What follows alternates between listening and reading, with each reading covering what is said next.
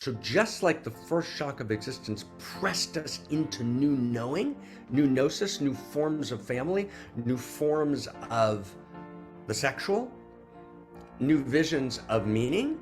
So now the second shock of existence also has to press us into new value, new emergent value, new stories of desire, new visions of a sexual ethos.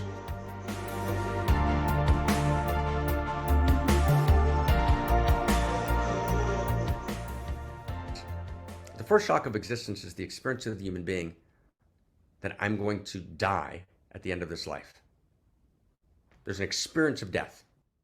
That experience of death forces me into myself, presses me to the wall. Rilke writes about death pressing me to the wall. When death presses me to the wall, I have this much deeper realization of who I am and what value is. And perhaps I may actually generate a realization of the continuity of consciousness beyond death. Death presses me into life. Death presses me into gnosis. And in the original experience of what we call, in the story of value, which we call cosmologic humanism, in the original experience of the first shock of existence, which is the knowing of death at the dawn of humanity, we're pressed against the wall of existence, if you will. We go deep inside and we begin to generate knowing of value, knowing of goodness, knowing of truth, right? Fields of meaning. And it takes thousands of years for those fields to evolve, but it's the encounter with death that actually pushes us into the realization of value. Do you remember the last scene that we saw in the movie about a year and a half ago? We did a deep analysis of the movie Don't Look Up. And there's this realization of death that finally people realize existential risk, right? A meteor in this movie is going to hit the planet. And there's this last scene where they all gather, right? The kind of heroic figures in the movie, and they have dinner together in the last minutes of reality, right? And they realize, oh my God, what matters is eating together and loving each other and saying grace together and clasping hands and giving each other a hug, right? And opening our hearts and loving. All of a sudden, in the face of death, you realize, oh my God, this is what value is. My son wrote in a family text thread last night. It says, all I want to do is I want to be at home with my 3 kids and with Hadassah. I want to be at home. He said, it doesn't matter. Nothing else matters to me. I just want to be at home with my family. And I'm not saying that's the only value. That's one set of values. It's a beautiful value. And when I encounter death personally myself, right, I'm desperate to love.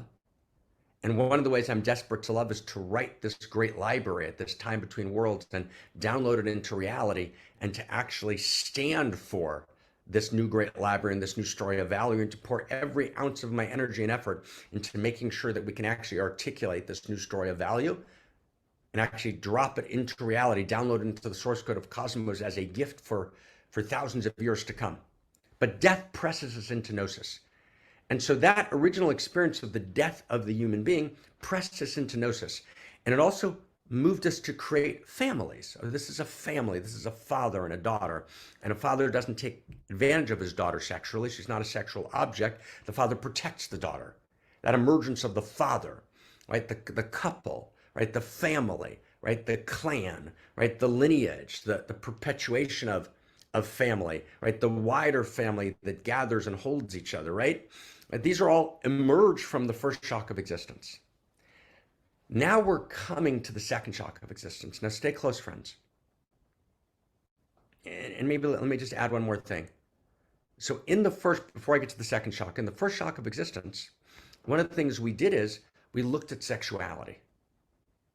And we looked at sexuality, and Zach and Christine and I talked about this last night. We looked at sexuality and we said, wow, there's this wild force in cosmos called sexuality, and we tried to create containers to hold it. And some of those containers were beautiful. Stay close, stay close, stay close, stay close, stay close. All right, get out of eat, love, pray, friends, and stay with the thread. Okay? Stay with the thread.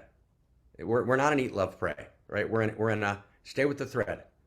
right? There's these, we tried to create containers to hold sexuality, which were all forms of ritual and all forms of guidance and all forms of, okay, this is fallen sexuality and this is sacred sexuality. And some of it we got right and a lot of it we got wrong. But there was this attempt to create containers, right, to hold the erotic, to hold sexuality. We now come to the second shock of existence, okay? And the second shock of existence is not the death of the human being. The second shock of existence is the potential death of humanity. So just like the first shock of existence pressed us into new knowing, new gnosis, new forms of family, new forms of the sexual, new visions of meaning. So now the second shock of existence also has to press us into new value, new emergent value, new stories of desire, new visions of a sexual ethos, new visions of the erotic and the ethical. And we need to actually come not to a place where we deny value, not to a place where we deconstruct all value. When we're actually faced with the potential death of humanity, the second shock of existence, we need to be again pressed against the wall of reality into disclosing new visions of meaning, which means new sexual ethics, a new ethos, right? New visions of what Eros means. And instead of the ancient world in which virtually all sexuality was in some sense diminished in its sacred character, and the only true sacred sexuality was often that of the priest and priestess, the king and the queen, or the priest and the priestess who engaged in Eros Gamos, they engaged in sexual coupling for the sake of the people. But all other sexuality didn't have that status. There was only the sexuality of the king and the queen, for example, that had ultimate value, of the priest and the priestess. And often they would engage sexually, right, in a temple ritual for the sake of the people and then be put to death as a sacrifice, as a sexual death sacrifice. That was the Eros Gamos, the divine marriage in the ancient world, in which there was this realization that the power of the sexual needed to be harnessed. But it was harnessed in a way in which it resulted in an actual physical death, and it was reserved for the elite. We're now at this new moment in which actually the old ethnocentric world of it's just my people and we love only my people doesn't work. We actually face global challenges and we need a global grammar of value. And we actually realize that actually it's not about just the king and the queen, that every human being is royalty. And there's a sense of universal human rights, and there's the emergence of the feminine. We then begin to realize that we need to actually claim what we might call the democratization of Eros Gamos. The democratization of Eros Gamos, in other words, my sexuality, the sexual current of desire that lives through me, not the one mediated by the pornographic universe, not the script of my desire that was stolen from me and imposed upon me by the most reductive forms, right, of broken capitalism that actually markets to 10-year-olds high-speed internet porn, and that robs 10-year-olds, right, that become 15 and 20-year-olds of their ability to access and arouse their own unique fields of desire. Not that.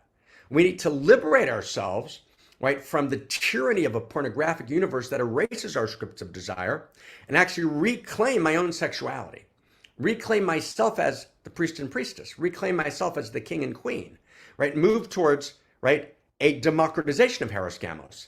In other words, where the second shock of existence presses us into, right, a new narrative of sexuality, a new narrative of desire. It's not that sexuality is sex negative, or it's not just bland sex positive, and it's not Kinsey, the sex researcher, sex neutral. It's just like having lunch, and it's not sex sacred because it creates babies. No, it's this democratized realization that sexuality, desire, is the nature of reality, that the name of God is desire, and that desire is the currency of reality. Reality is Eros desire. And that Eros desire lives uniquely in me, and that in my sexuality, I am a unique incarnation and expression of the entire field of desire. And because I feel sexual desire moving in me, which is a desire for pleasure and fullness and the goodness of life, and the desire to give and share that with someone, I'm actually a priest and priestess of the new reality. I'm a citizen of this new global world, and my sexuality is sacred and needs to be protected and honored. And I myself need to distinguish between fallen sexuality and sacred sexuality. And I need to access my deepest heart's desire. And I need to access, right, my own unique self script of desire. And we've written an entire phenomenology of Eros, which I'm not going to talk about now, which talks about 7 levels and 7 kinds of sexuality, and what is the sacred version of each and what's the shadow version of each. So we need to actually reclaim a new narrative of desire, right, which is our response to shame, right? Shame is, right, when there's a degradation of desire and that desire lives in me, then it makes me feel aberrant to myself. But when I actually honor the dignity of desire, and I realize that desire lives uniquely in me, and I realize that my sexuality with myself, if I live by myself, or with another, is the divine marriage. It's me marrying all the parts to myself, or me in relationship to other. And if I actually begin to say that, no, that sexuality is so sacred that anyone that I've even felt sexual arousal towards, I need to be in devotion to my entire life.